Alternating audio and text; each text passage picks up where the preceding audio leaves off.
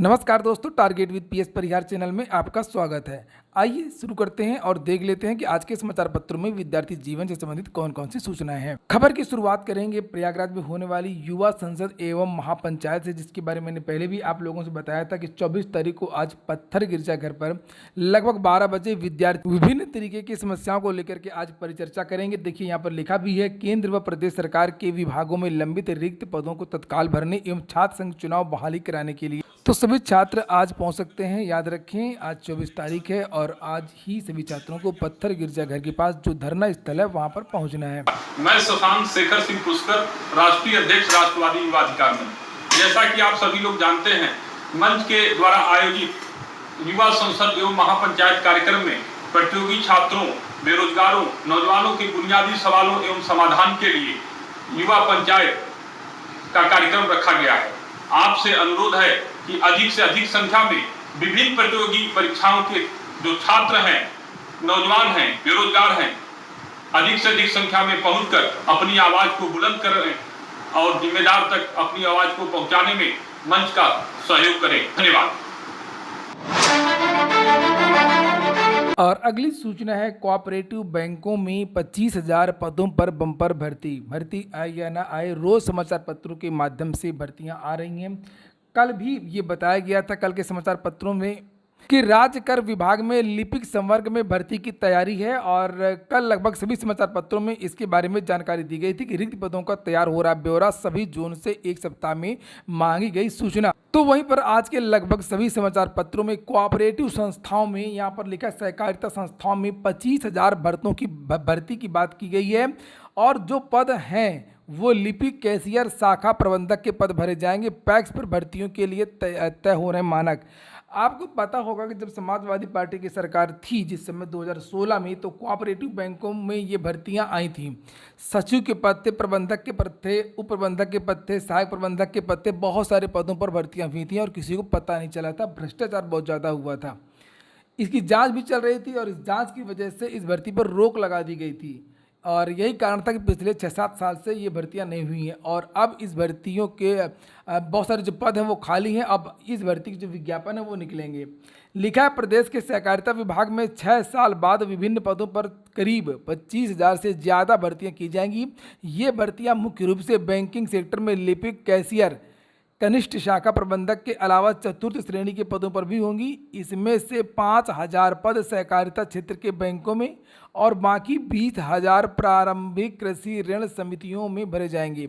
यह भर्तियां बीती सरकारों में हुए घोटालों के कारण बंद थी। केंद्र सरकार द्वारा पैक्स को कारोबारी गतिविधियों से जोड़ने की योजना के बीच प्रदेश में भी पैक्सों की कारोबारी गतिविधियां तेज करने की तैयारी की गई थी। कई योजनाओं से पैक्स को सीधे जोड़ा जा रहा है और 6700 सक्रिय पैक्सों पर कुल करीब 5,000 कर्मचारी हैं। तमाम पैक्स ऐसे हैं जो कर्मचारियों के अभाव में निष्क्रिय हैं। पैक्सों पर सचिव और आंकिक, यही भर्ती आई थी, सचिव और आंकिक के ही करीब 20,000 पद खाली हैं।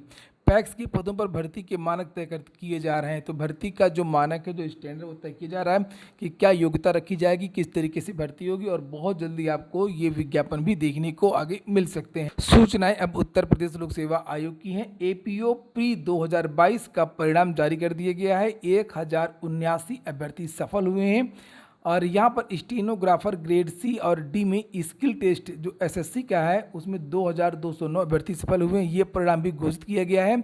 असिस्टेंट प्रोफेसर समाजशास्त्र, शिक्षा शास्त्र, रसायन विज्ञान का भी परिणाम जारी कर दिया गया है। एसबीआई में भर्ती का आवेदन आया है और इसके बारे में भी समाचार पत्रों में विज्ञप्ति दी गई है। हालांकि मैंने तो पहले ही आप लोगों को बताया था इसके बारे में। कल 1673 पदों पर यह भर्ती है। 22 तारीख से इसकी आवेदन शुरू है और 21 से 30 साल की आयु है। ग्रेजुएशन मांगा गया है। अपेयरिंग के छात्र भी इसमें आवेदन कर पाएंगे। यहाँ पर सिलेबस इत्यादि दिया गया है। वेबसाइट देख लीजिए sbi.co.in, यहाँ पर जाकर के आवेदन करना है। 12 अक्टूबर से पहले। उत्तर प्रदेश सरकार ने स्पष्ट कर दिया है कि एज में छूट नहीं देगी, बेरोजगारी भत्ता नहीं देगी और प्राथमिक शिक्षक भर्ती के बारे में भी इन्होंने स्पष्ट कर दिया है। क्योंकि अब जो विधानसभा का जो सत्र चल रहा था उसमें जो विपक्ष की पार्टी थी, बहुत सारे क्वेश्चन रोजगार को लेकर के छात्रों के संबंध में उठाए गए। उसी क्रम में ये पूछा गया था कि क्या आप बेरोजगारी भत्ता देंगे। तो यहाँ पर लिखा कि श्रम एवं सेवा योजना मंत्री अनिल राजभर ने शुक्रवार को विधानसभा में कहा कि प्रदेश में बेरोजगारी भत्ता देने का कोई भी विचार नहीं है और उन्होंने दावा किया कि सरकार हर हाथ रोजगार देने के लिए संकल्पित है।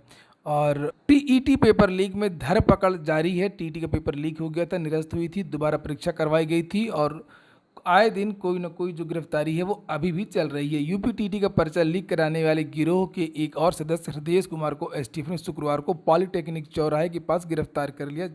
लिखा हुआ है कि अभी कुछ और गिरफ्तारियां होंगी। एसटीएफ ने आरोपी को पकड़ लिया। मामले में कुछ और आरोपियों की तलाश की जा रही है। आय एवं योग्यता आधारित छात्रवृत्ति आवेदन की तारीख बढ़ा दी गई है। राष्ट्रीय आय एवं योग्यता आधारित छात्रवृत्ति योजना परीक्षा 2023-24 के लिए फॉर्म भरने की तिथि बढ़ा दी गई है। और यहाँ पर लिखा कि परीक्षा में सफल बच्चों को पढ़ाई के लिए 4 साल में 48,000 की छात्रवृत्ति प्रदान की जाएगी। राजकीय माध्यमिक विद्यालयों के लिए उत्तर प्रदेश लोक सेवा आयोग से चयनित एवं सहायक अध्यापक पद से प्रोन्नत प्रवक्ताओं की तैनाती के पहले रिक्त पद सत्यापन की रफ्तार काफी धीमी है। अपर शिक्षा निदेशक राजकीय के गुप्ता ने 20 सितंबर को डीआईओएस को पत्र लिखकर 2 दिन में रिक्तियों की सत्यापन रिपोर्ट ऑनलाइन अपलोड करने को कहा है। कुछ जिलों में रिपोर्ट अपलोड नहीं हुई है और इन जिलों ने सत्यापन पूरे कर लिए हैं। उनमें से कुछ सत्यापन में बेमेल मिसमैच मिले हैं। इसका पूरा सत्यापन कराया जा रहा है, इसकी वजह से थोड़ा सा देरी हो रही है। लिखा लखनऊ सहित कुछ जिलों में भी यहाँ पर देखिए सत्यापन रिपोर्ट में रिक्त पद जो है मिसमैच मिले हैं। सभी को जल्द सत्यापन रिपोर्ट देने को कहा गया है। एडेड स्कूलों के सरप्लस शिक्षकों के समायोजन की तैयारी है, उसको लेकर के भी काफ़ी सूचनाएं हैं। और लिखा कि माध्यमिक स्कूलों में जो सबसे बाद में आया शिक्षक वही माना जाएगा सरप्लस और उसी को किया जाएगा समायोजित।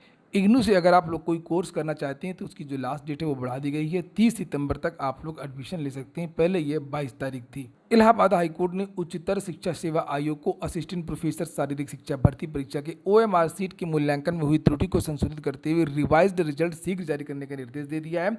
यह आदेश न्यायमूर्ति SD चौहान ने मैयादीन यादव की याचिका पर सुनवाई करते हुए दिया है। याचिका कहना है कि परीक्षा में उसने 67 प्रश्नों के सही उत्तर दिए थे, इस हिसाब से उसे अंक मिले हैं और उसकी OMR सीट का सही मूल्यांकन नहीं किया गया। इस तरीके के बहुत सारे छात्र आए थे और लगभग 4 विषय का जो परिणाम है वो बदला जा रहा है। अंतिम सूचना UPSSC की है। UPSSC में कल बहुत सारी छात्राएं ANM की जो भर्ती 9,212 पदों पर हो रही थी और जिसका परिणाम भी जारी हो चुका है 8 अगस्त 2022 को। लेकिन सभी भर्तियों की तरह UPSSC की इस भर्ती को भी रोक दिया गया है और इनकी नियुक्ति नहीं हो रही है। इसको लेकर के इन छात्राओं ने कल धरना प्रदर्शन किया और लिखा कि आयोग की तरफ से नियुक्ति प्रक्रिया को आगे बढ़ाने के लिए चिकित्सा और स्वास्थ्य विभाग को फाइल और ज़रूरी कागजात नहीं सौंपे गए। तो उसके बाद में जब काफ़ी देर हो गई शाम को, इसके आगे की न्यूज़ में बताता हूँ आप लोगों को। UPSSC की तरफ से कुछ कर्मचारी आए और जो सुरक्षाकर्मी हैं उनके माध्यम से ये कहा गया कि 15 अक्टूबर तक ये जो फाइलें हैं वो स्वास्थ्य विभाग को भेज दी जाएंगी और जिससे इनकी जो नियुक्ति की प्रक्रिया है वो आगे बढ़ सकेगी। ये हो गया आज का वीडियो। अगर आपको अच्छा लगा हो तो लाइक अवश्य कर दिया करें। पूरा वीडियो सुनने के लिए बहुत बहुत धन्यवाद।